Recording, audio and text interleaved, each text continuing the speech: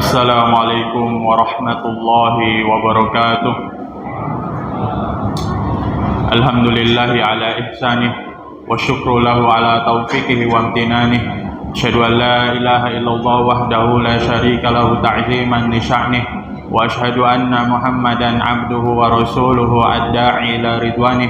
Salawatu rabbi wa salamuh wa ala alihi wa ikhwanih, amma ba'd. Kaum muslimin dan muslimat yang dirahmati Allah Subhanahu wa taala. Pada tahun 11 Hijriah, ketika tepat setelah Nabi Muhammad SAW wafat, ketika itu khalifah pertama kaum muslimin, yaitu Abu Bakar radhiyallahu anhu, berhadapan dengan 3 perang besar ketika awal menjabat beliau, yaitu perang yang pertama melawan kaum murtadin, orang-orang yang keluar dari agama Islam. Kemudian tahun kedua kaum yang kedua adalah kaum dari nabi-nabi palsu. Kemudian perang yang ketiga kepada kaum yang tidak mau membayar zakat atau menolak untuk membayar zakat. Kata mereka, kami hanya membayar zakat kepada Rasulullah SAW dan tidak akan membayar kepada selainnya. Bapak Ibu yang dirahmati Allah Subhanahu wa taala, 2 kelompok yang pertama sudah jelas kekufurannya, maka mereka diperangi. Tapi untuk kelompok yang ketiga, mereka masih mengucapkan syahadat, mereka masih mendirikan sholat. Tetapi Abu Bakar memerangi mereka. Lalu melihat keadaan ini, sahabat Umar radhiyallahu anhu mendatangi Abu Bakar dan berkata, "Wahai Abu Bakar, kenapa engkau memerangi kaum muslimin yang cuma menahan untuk tidak membayar zakat, yang mengingkari untuk membayar zakat?" Maka kata Abu Bakar, "Wallahi la uqattilanna man farqa shalah wa zakah fa inna zakat haqqul mal." Demi Allah, sesungguhnya aku akan memerangi orang-orang yang memisahkan antara sholat dan zakat, karena zakat merupakan hak dari harta benda milik kita. Kaum muslimin dan muslimat yang dirahmati Allah Subhanahu wa taala, dari kisah ini kita bisa belajar bahwasannya Allah menempatkan zakat kedudukan yang sangat tinggi, kedudukan yang sangat mulia di antara amal-amal yang lainnya. Zakat merupakan rukun Islam. Zakat diwajibkan atas orang Islam yang telah memenuhi syarat dan ketentuannya. Maka ada beberapa hal yang membuat zakat itu menjadi urgen terhadap seorang muslim dalam kehidupannya. Yaitu hal yang pertama, yaitu zakat merupakan rukun ketiga dari rukun Islam.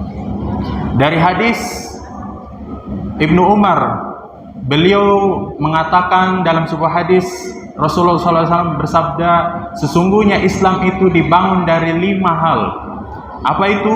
Syahadat, sholat, zakat, saum Ramadan, puasa Ramadan, dan haji bait dan berhaji. Maka dilihat di sini, zakat ditaruh di rukun ketiga. Ketika kita menghilangkan salah satu rukun dari rukun-rukun Islam yang ada 5 ini, maka hancurlah semua rukun-rukun yang ada. Makanya sikap Abu Bakar radhiyallahu anhu, beliau memerangi orang-orang yang tidak mau membayar zakat atau orang-orang yang mengingkari untuk menunaikan zakat. Makanya Abu Bakar memerangi mereka. Kemudian urgensi yang kedua, yaitu Allah Subhanahu wa taala menyebutkan zakat dan sholat secara bersamaan pada 20 tempat yang ada di dalam Al-Quran. Allah sebutkan sholat dan zakat berdampingan. Kita bisa lihat di sini, maka urgensi zakat itu sangatlah penting, karena zakat tidak bisa dipisahkan dengan sholat. Orang yang menunaikan sholat pasti dia menunaikan zakat. Makanya Allah Subhanahu wa taala dalam sebuah ayat menyebutkan iman dan amal soleh bersamaan. Amal soleh yang dimaksud adalah solat dan zakat. Kenapa Allah menyebutkan iman, solat dan zakat bersamaan? Karena iman adalah ibadah hati, solat adalah ibadah badan, dan zakat adalah ibadah harta. Makanya ketiga ini Allah Subhanahu wa taala sebutkan bersamaan karena urgensi untuk mengerjakannya. Kaum muslimin dan muslimat yang dirahmati Allah Subhanahu wa taala, Islam telah menetapkan zakat sebagai kewajiban dan menjadikannya salah satu rukun, serta memposisikannya tempat yang tinggi dan juga mulia. Karena di dalamnya terdapat kebaikan dan hikmah-hikmah syar'i di dalamnya. Terdapat kebaikan-kebaikan yang mendatangkan pahala untuk kita di dunia maupun di akhirat. Maupun orang-orang kaya sekalipun maupun orang-orang miskin, mereka semua mendapatkan kebaikan dari Allah Subhanahu wa taala melalui zakat. Kemudian zakat memiliki hikmah. Di antara hikmah-hikmah tersebut adalah yang pertama, zakat membuktikan penghambaan diri kita kepada Allah Subhanahu wa taala dengan menjalankan perintahnya. Allah Subhanahu wa taala berfirman kepada kita, wa aqimus shalah wa atuz zakah warka'u ma'ar raki'in. Dan dirikanlah salat dan tunaikanlah zakat dan rukuklah bersama orang-orang yang rukuk. Di sini Allah memerintahkan kita, maka di sini ada bentuk peribadatan.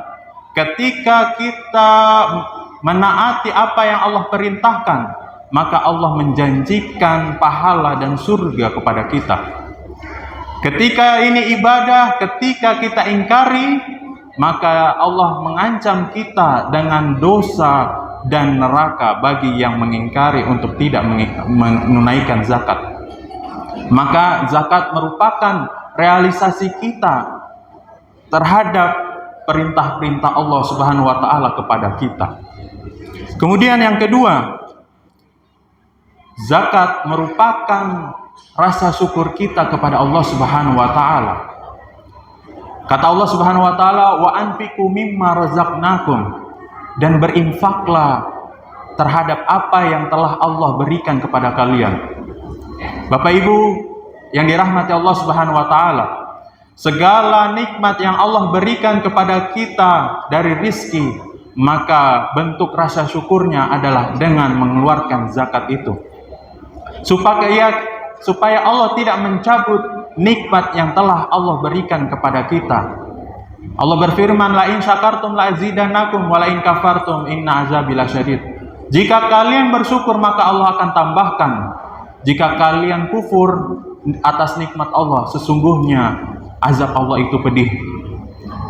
Untuk melanggengkan nikmat Allah, supaya Allah tidak mencabut nikmat Allah ini dari kita, maka sebagai rasa syukur kita terhadap Allah, terhadap rizki yang telah Allah berikan kepada kita, maka kita keluarkan sedikit dari harta kita untuk diberikan kepada sabilillah, di jalan Allah Subhanahu wa taala.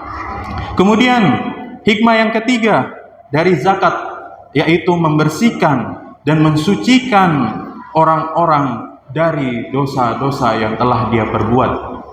Kata Allah Subhanahu wa taala, khudh min amwalihim shadaqatan tutahhiruhum wa tuzakkihim biha wa sholli alaihim inna sholataka sakanun lahum. Ambillah zakat mereka, ambillah sedekah dari mereka. Kenapa Allah memerintahkan para pemimpin muslim untuk mengambil zakat dari orang-orang muslim? Kata Allah, untuk membersihkan dan mensucikan jiwa-jiwa manusia dari dosa-dosa yang telah dia perbuat. Maka kata Imam Nawawi, kewajiban zakat, Allah memberikan kewajiban kepada kita zakat, Allah mewajibkan zakat kepada kita, itu karena hal ini, yaitu untuk membersihkan dan mensucikan diri kita dari dosa-dosa. Makanya Allah wajibkan kita untuk berzakat supaya hati kita bisa bersih.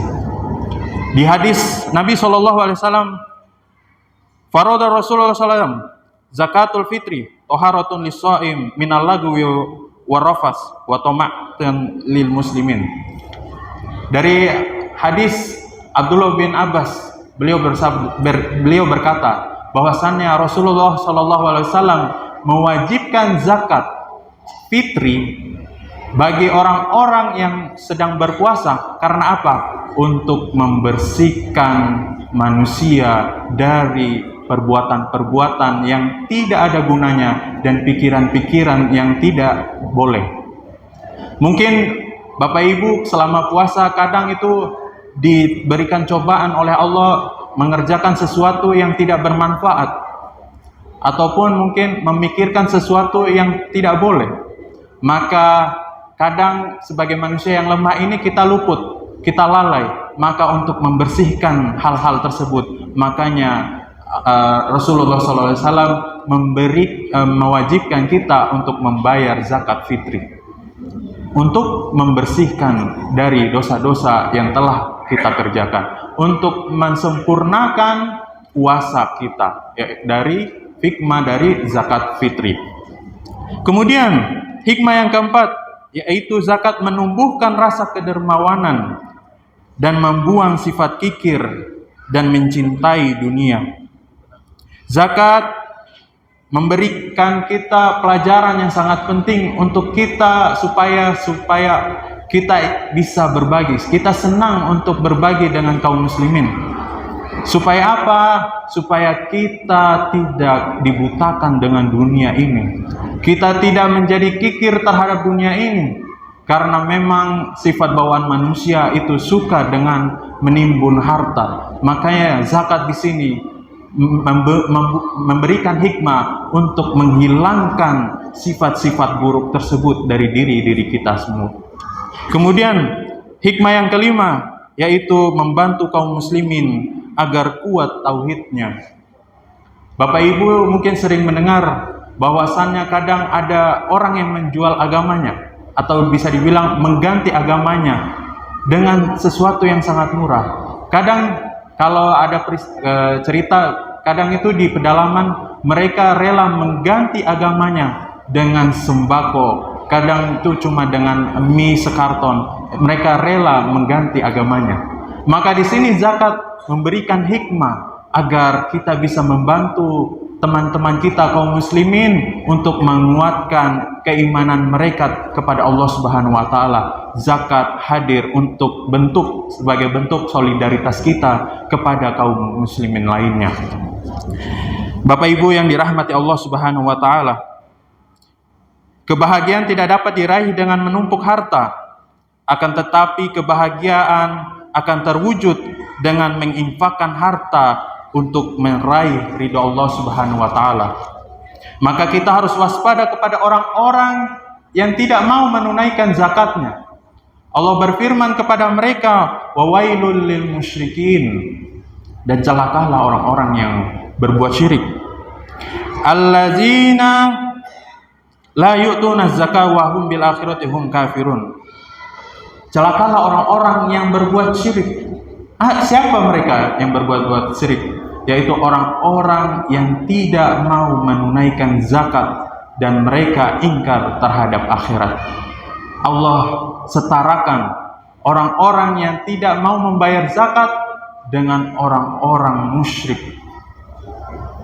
Wal iyazubillah. Kita lihat di sini Allah samakan orang-orang yang tidak mau mengeluarkan zakatnya dengan orang-orang yang syirik. Kenapa? Karena orang-orang yang tidak mengeluarkan zakat sesungguhnya dia tidak mengimani apa yang Allah perintahkan kepadanya, apa yang Allah janjikan di hari akhirat dari neraka, surga, pahala dan dosa. Dia telah mengingkari ini.